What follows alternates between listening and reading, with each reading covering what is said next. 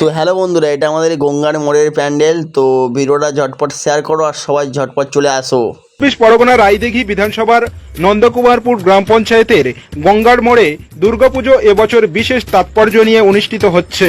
এবারের থিম ময়ূর মহল, যার মূল বার্তা সুন্দরবনকে রক্ষা করা, পরিবেশের সংকট ও ক্রমাগত জলবায়ু পরিবর্তনের প্রভাব নিয়ে সচেতনতা গড়ে তুলতেই এই অভিনব প্রয়াস।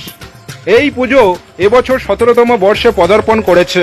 মণ্ডপ তৈরিতে ব্যবহার করা হয়েছে খড়, নারকেল ছপড়া ও শোলা, সম্পূর্ণ প্রাকৃতিক ও পরিবেশ বান্ধব উপকরণ। থিম অনুযায়ী পুরো মণ্ডপ সাজানো হয়েছে যেন মনে হয় প্রকৃতির কোলেই দাঁড়িয়ে আছে ময়ূরের মহল।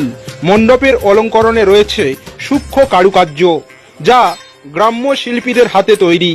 পুজো ঘিরে আয়োজন করা হয়েছে নানান সাংস্কৃতিক অনুষ্ঠান। স্থানীয় শিশু কিশোরদের নৃত্য সঙ্গীত থেকে শুরু করে নানা সাংস্কৃতিক অনুষ্ঠানও থাকছে। সবই থাকবে দর্শকদের জন্য। গ্রামবাসীদের সহযোগিতায় এই উৎসবের রূপ আরও বর্ণময় হয়ে উঠেছে। এই পুজোর মোট বাজেট প্রায় 8 থেকে 10 লক্ষ টাকা, যার মধ্যে রাজ্য সরকারের তরফে 1,10,000 টাকা অনুদান মিলেছে। বাকিটা স্থানীয় মানুষ ও গ্রামবাসীদের অনুদান ও স্পন্সরের সহযোগিতায় তোলা হয়েছে। আয়োজকরা জানাচ্ছেন, সুন্দরবন বাঁচানো মানে নিজেদের ভবিষ্যৎ বাঁচানো।